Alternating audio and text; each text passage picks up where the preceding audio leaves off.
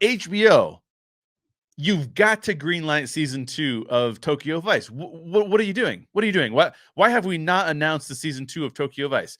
I mean, I know that there were some things going on with Ansel Elgort off camera that maybe they're dealing with that. Maybe that's one of the reasons this hasn't been greenlit. But I really hope that's sorted out. I hope it's not a serious problem. I hope he's not in serious trouble. There were some allegations against him. I don't even know the details of those allegations, by the way.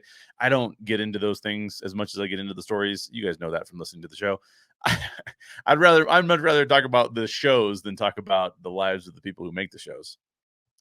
But this is one of my favorite shows of 2022 thus far. Yes, it is right up my alley because it is very much detective noir. I have a whole video about how it is detective noir that you can check out on this channel.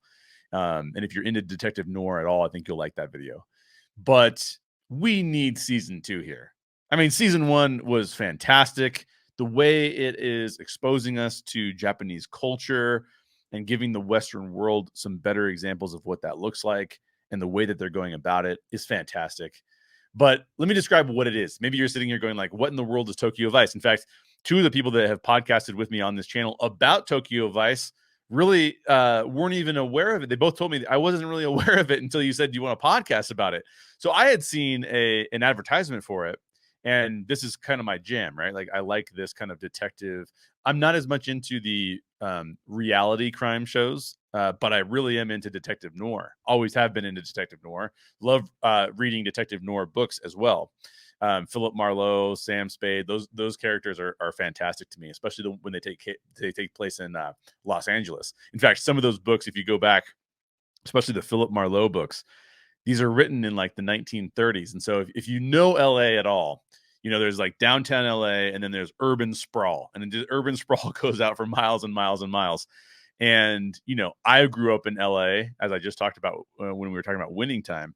And my whole life was spent with LA being crazy packed. You know, like you could drive from LA to Pasadena and it was just nothing but freeway and infrastructure.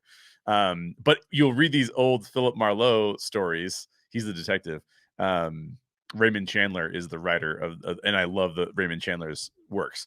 You can watch those shows I'm sorry, you could read those books.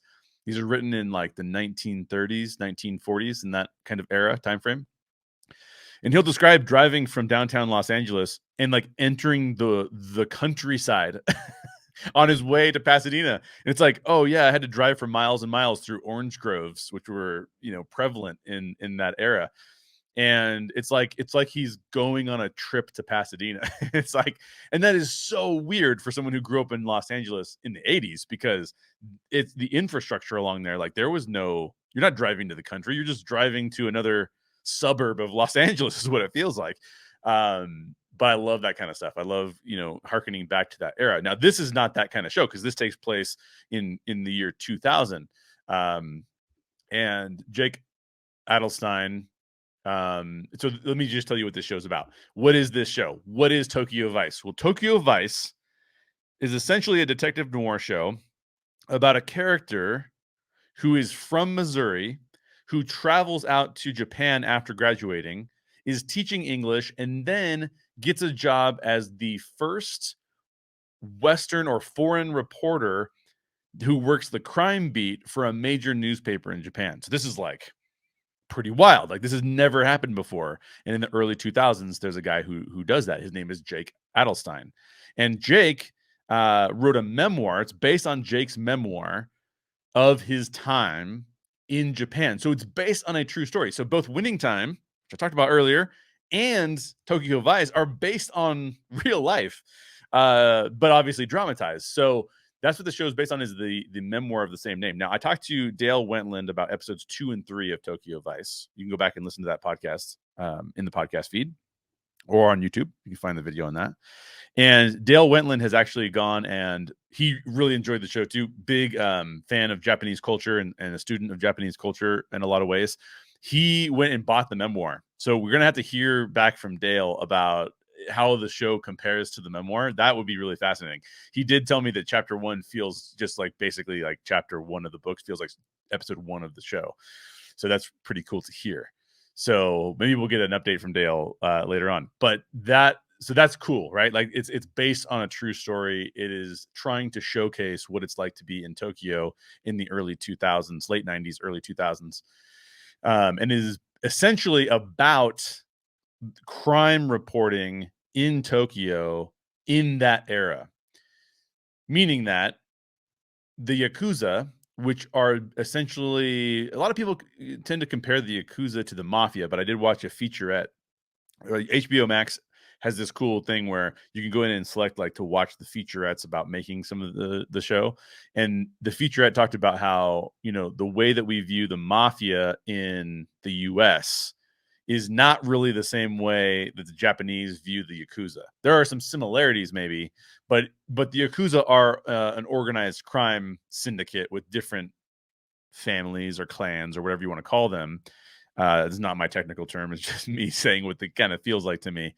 And this show is about Jake Adelstein in Japan navigating crime reporting.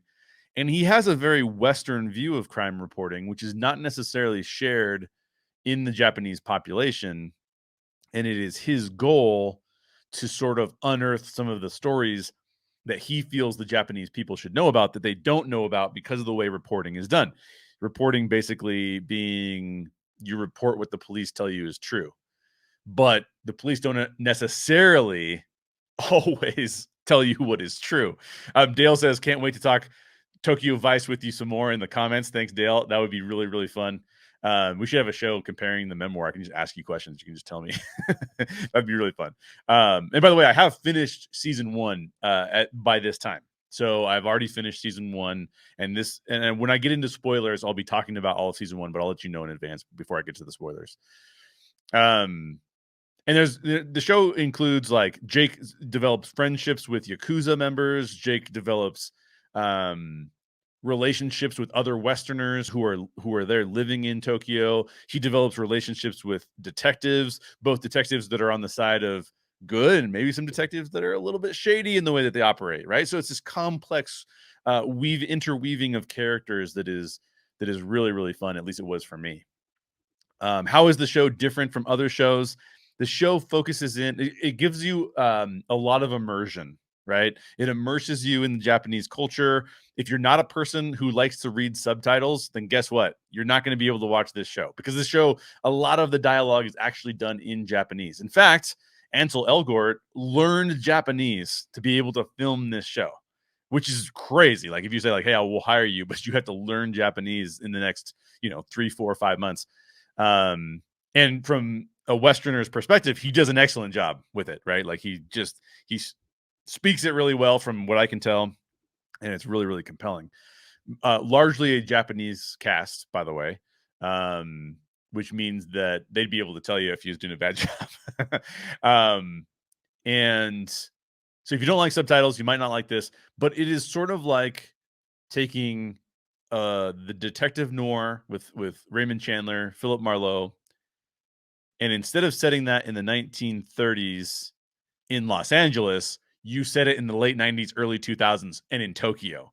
So what does that mean? It means it needs to give you a feel for the city at that time, which it does really well. It needs to give you a feel for the culture at that time and some of the other subcultures that exist, which it does really well. And then it needs to give you the vice part. What are people's vices? What kind of trouble do they get themselves into? What happens when things go wrong and they have to make even worse choices?